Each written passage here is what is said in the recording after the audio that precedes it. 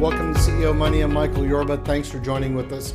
All right, I have Bob Gibbons. He is a real estate advisor and tenant advocate with REATA Commercial Realty. Bob, welcome to the show. Thanks so much. Glad to be here. You also have your own show too, don't you? I do. I've been on the air for about 4 years, done 210, 15 shows, and it's been a lot of fun. Tell me about your show. So it's called The Next Level Show, and I interview founders of companies, entrepreneurs, people that are doing interesting things, finding better ways to do things, you know, building the better mousetrap, so to speak.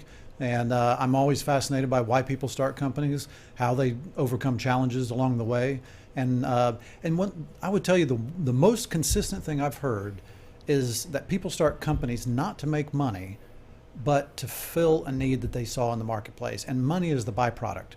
So the whole idea of business people are greedy and all they're after is the money and trying to take advantage of other people to get that money is absolutely not remotely the case. That's just in the media. Yeah, that's a great show. Okay, now talk to me about REATA Commercial Realty. So REATA Commercial Realty, REATA, of course, is an acronym for the Real Estate Advisor and Tenant Advocate that you mentioned at the beginning. Mm-hmm. And we are exclusively focused on representing for-profit companies and nonprofit organizations and solving their real estate needs, whatever that might be. So most often that's going to be somebody who needs to, their lease is coming up to expire at some point in the near future, and they need to decide, hey, should I extend my lease where I am in the same building, or should I move to a different building? Or oftentimes they ask, should I buy a building instead of continuing to lease? And so we help them evaluate those questions and provide analysis to that, and hopefully at the end of the day, make sure that the real estate decision is supporting the goals and objectives of the organization, not that they're just going out and doing a real estate deal for the sake of that. You've been doing it for 20 years, right? Well, I've actually been in the business 35 years, but the first 20 years I was on the landlord side. So I used to manage and lease high-rise office buildings. I was the guy that actually, approved the budgets and capital projects and actually signed the leases for, thousands and thousands of leases around, not just Dallas-Fort Worth, but around the country. And then I switched sides 15 years ago and only represent the users now. So I take that 20 years of landlord experience and apply that to helping the user of the real estate, the tenants that want to either lease or buy buildings. And you're currently working with two nonprofits that are near and dear to my heart, Community, Counsel, and also CDFI, right? Correct. So we've done a lot of work with various nonprofits throughout the Metroplex. They're a lot of fun. It's a different animal than a for-profit company because, think of a church, for example. A church, you're not dealing with one individual who's making a decision. You're dealing with a committee. Mm-hmm. And actually, that's also very common with law firms. Law firms, you're not usually dealing with one person who owns the company. You're dealing with all the partners. So in that regard, it's similar. But in most cases, for-profit companies have a much smaller and streamlined decision process than nonprofits do. But both are great. We like serving all of them. Now, tenants are not landlords' primary clients. That's a statement you've made. I'd like to know better about that. Well, tenants like to think that they're the primary client of a landlord because they're the ones paying the rent of the lease. However, that's not really the case. In my last job where I was on the landlord side, I was what's called an asset manager. So the asset manager is the person who has the overall responsibility for the financial performance of a property. Well, many companies are out there that are investors in real estate. And let's just say, that you start a real estate investment company. Well, most of that money used to buy that building is not your personal money in most cases. You're going to get a loan for 60 or 70% of that, but then you have to raise, 30, 40% of the value in equity from other investors. So those other investors are actually your number one client, because if you perform well on that investment, they're going to go in with you on the next investment and the next investment, and it allows you to perpetuate your real estate investment business. So that's actually the number one client of most landlords. The number two client of landlords is actually the tenant rep. And when I was an asset manager, I spent most of my time pursuing relationships with tenant representatives because I knew that that tenant representative would have the opportunity over, let's say, a 5-year period to bring me multiple opportunities with various clients. So they're number two. The tenant actually signs a lease on average once every 5 years. So while they're an extremely important client to the landlord, they're not the number one or even the number two client because they sign a lease and then there's no new opportunity for that landlord in most cases for that 5-year period or 10-year period, however long the lease is going to be. So tenants are in third place, which sounds worse than it really is, especially if they're working with a tenant rep who's number two. That brings them up a little bit on the food chain. Now, what about the conflicts of interest? There's a lot of them. I want you to get through some of the big ones. So the biggest conflict of interest is, let's say you're going to sue me. Are you going to come to me and say, hey, Bob, I'm going to sue you. Let's share an attorney?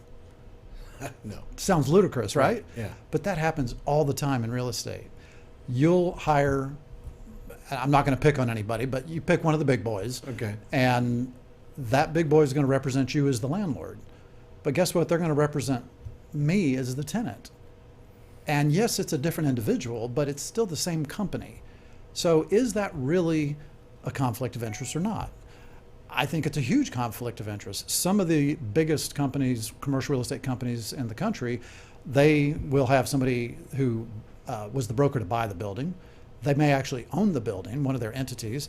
They represent the landlord. They're the property manager, the leasing agent, and they may have even had other ways of being involved in the building, and now they have a tenant that they represent, they're bringing to that same building. So they're involved in so many aspects of it. I don't think that's really in the client's best interest, the client being the tenant, in that client's best interest.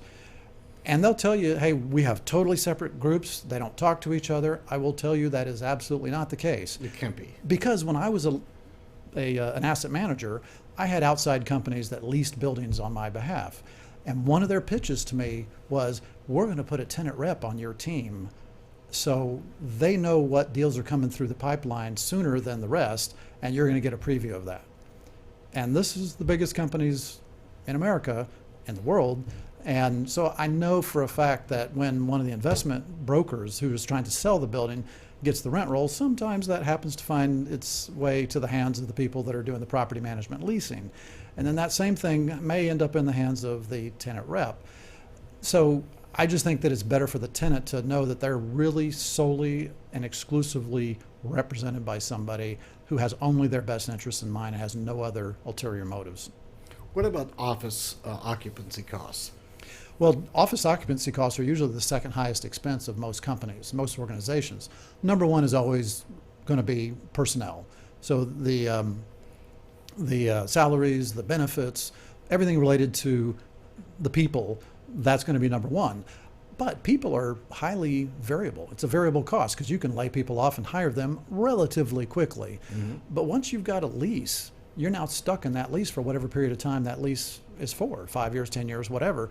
And so if you want to, move to a different location, if you outgrow that space, your options are really to just go lease something else and sublease your space at a discount 95% of the time, or to leave some people in that location and add another location somewhere else, which is, from a management standpoint, highly inefficient. So, so real estate really has to be managed very closely and make sure that it's always going to be filling the objectives and goals of the organization, but it's the second highest expense, so it needs to be something that is really looked at regularly. I agree with you. Tenants and their advocacy needs. Talk to me about that. Well, most tenants only think about their real estate needs whenever a lease is coming up for expiration.